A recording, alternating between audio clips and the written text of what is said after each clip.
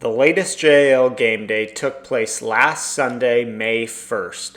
There were 4 teams in action, 2 from the National Conference and 2 from the American, that being the Waves and Rapids and the Lynx and Wrecking Crew. It was a very competitive game day with 3 of the 4 games being decided by just 1 run. The only exception was Waves versus Rapids, our first game of the day, because Waves ace pitcher Derek Anderson was not available. They elect to start Zach Warren in the circle in the first inning. He struggles mightily. Here's Ty Johnson getting a hit in the Rapids' first run of the game. The rest of the inning, Zach Warren just couldn't find the board. Rapids run up the score. They max out the first with 10 in the bottom of the first. Warren could have had a homer right here, but Ty Johnson in perfect fielding position. Jared Shagul would get through the bottom half with nothing allowed. In the second inning, Waves make a pitching change and Anthony Nussbaum enters the circle. He's got that big sweeping slider, a lot like Gage Metzger, but also struggles with control in this inning. He gives up 6, which is a slight improvement.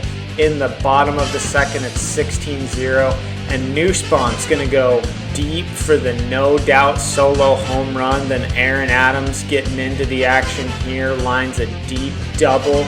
On the next play, Zach Warren steps up and scores that runner from second with a double of his own. The Waves finish the inning with 4 runs. Back to Nussbaum in the circle. At one point early in the inning, he gets 2 outs with only 1 on, but then it starts to crumble for him. Ty Johnson gets a hit here. After that, it's just a lot of pitches like this one here that miss the zone. Rapids run the score back up, and now in the 4th, they're up by over 20.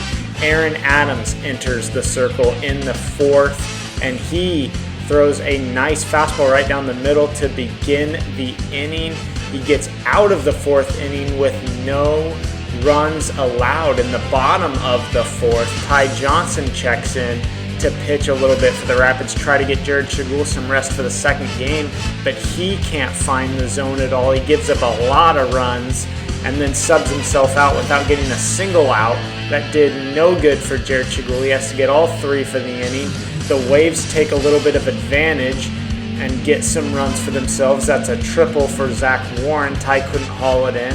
In the 5th inning, Rapids still in control of this game, but it's down to single digits. Jared Shagul puts it back to 12 with a deep triple there. Aaron Adams gives up 1 more before closing out the inning with that really nice curveball. In the bottom of the 5th, Waves got to score 12. They got 12 in the last inning, but it's not going to happen for them in the bottom of the 5th. Rapids win it 30-18.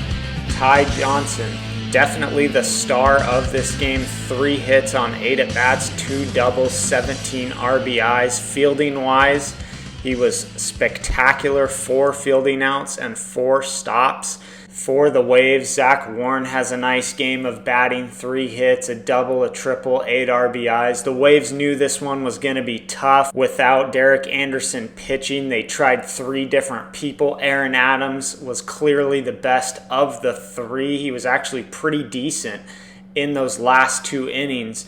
If he had pitched this whole game, perhaps they could have had a chance to win. They obviously start him in the second game against the Lynx.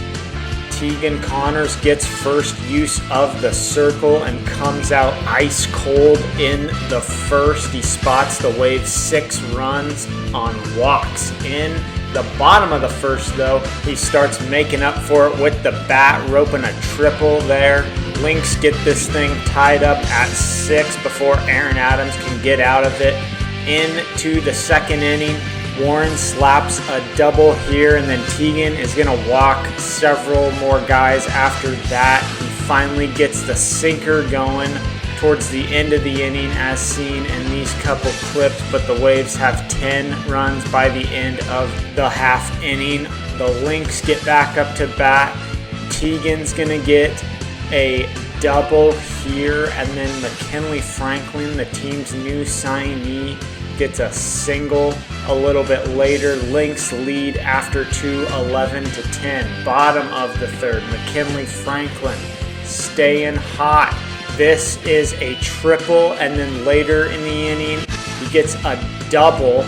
And by the time we get to the fourth inning, this one is all tied up at 14, top of 4. Tegan Connors finds himself in another jam, but this time he's going to work all the way out of it. No runs allowed. It goes back to Aaron Adams. Can he do the same? The answer will be no. Tegan Connors gets a single here, loads the bases and sets up a walked-in run, but then Aaron Adams keeps looking like much more than just a backup. He gets out of the bottom of the fourth with only 1 run allowed, but now in the top of the fifth, Waves gotta score to keep this thing alive. Can Tegan Connors go another scoreless inning? The answer is yes. The last pitch of the game is a sinker. He drops right on the top of the board. Aaron Adams can't believe it, chucks the bat in frustration. Waves fall to 1-3. They opened the preseason ranked number 3, but are now in serious jeopardy of missing the playoffs. They're going to have to dig themselves out of a significant hole in the standings. As for the stats in this game, McKinley Franklin and Tegan Connors, 3 hits apiece. The Waves' defensive fielding was pretty good with 5 stops. Aaron Adams, he pitched a pretty good game for a backup, kept the Waves right there. They had a chance to win at the end, just couldn't quite get it done.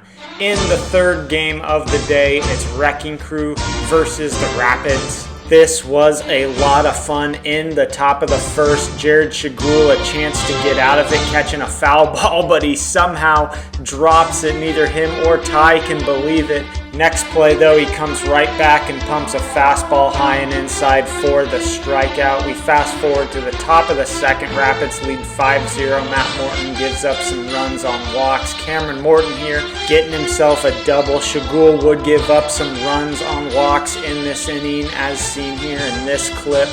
We go to the bottom of the second. It's 4-5. Matthew Morton starts to find the zone with the sinker and the slider. No damage allowed in the third inning. Matthew Morton here is going to get a triple.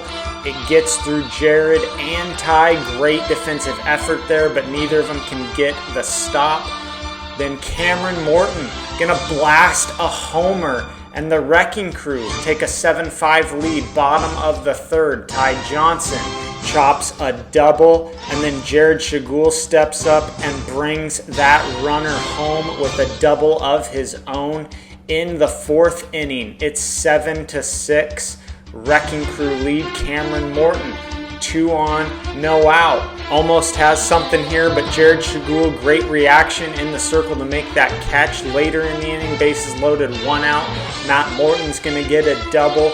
Wrecking Crew lead this thing 10-6. Bottom of the fourth, Ty Johnson watches a slider paint the logo, and then a couple plays later gets called around, swinging at an inside slider. We go to the Rapids' next ups in the fifth inning. Same score. Matthew Morton, he's going to walk in a couple. It's 10-8 now. Jared Shagul gets a single to make it 10-9.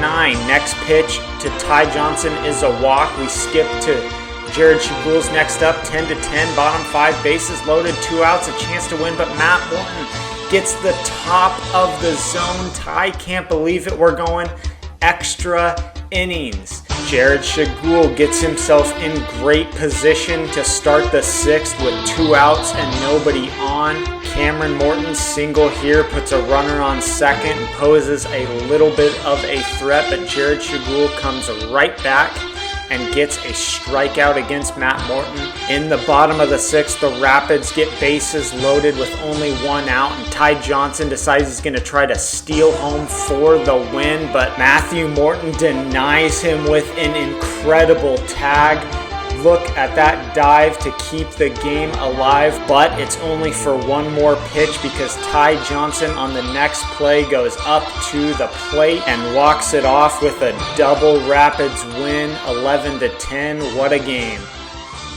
The freaking Wrecking Crew came out and they played really well. Matt threw well.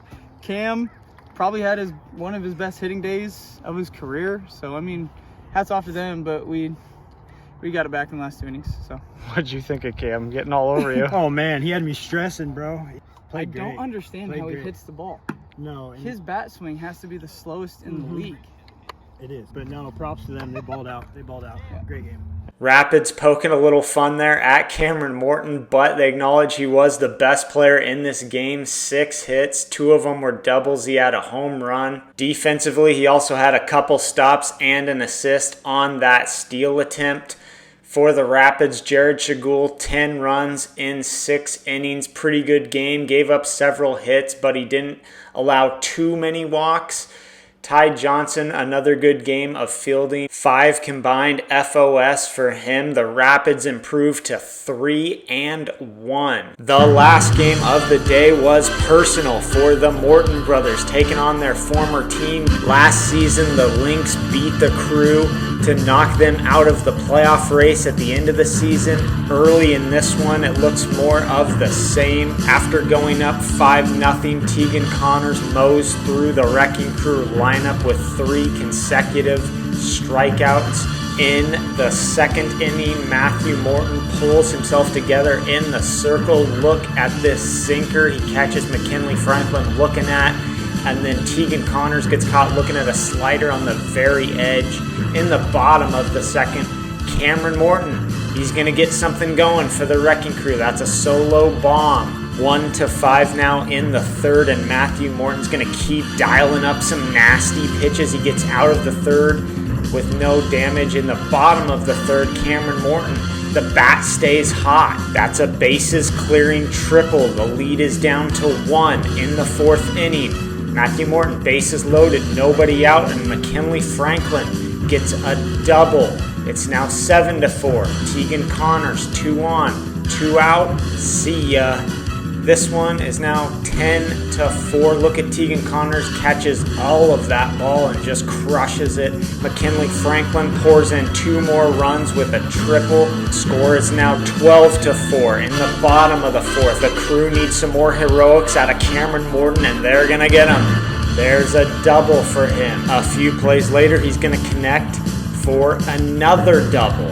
That makes it 12-9, and then some walks pile up, and the Lynx find themselves down 1 in the fifth. Matthew Morton, 2 on and 2 out, a chance to win the game, but he can't hit the zone for a couple pitches. Lynx tie it back up at 13. Finally, Matt gets out of it, leaves the circle in frustration, chucks the ball to the sideline, but the Crew still have a chance to win it here with the bats in the bottom of the fifth. 2 on, 1 out. Tegan Connors misses the zone. Bases loaded, 1 out. Cameron Morton, can he win it? No, he strikes out on a sinker low and outside. Matthew Morton back up. Bases loaded, 2 out.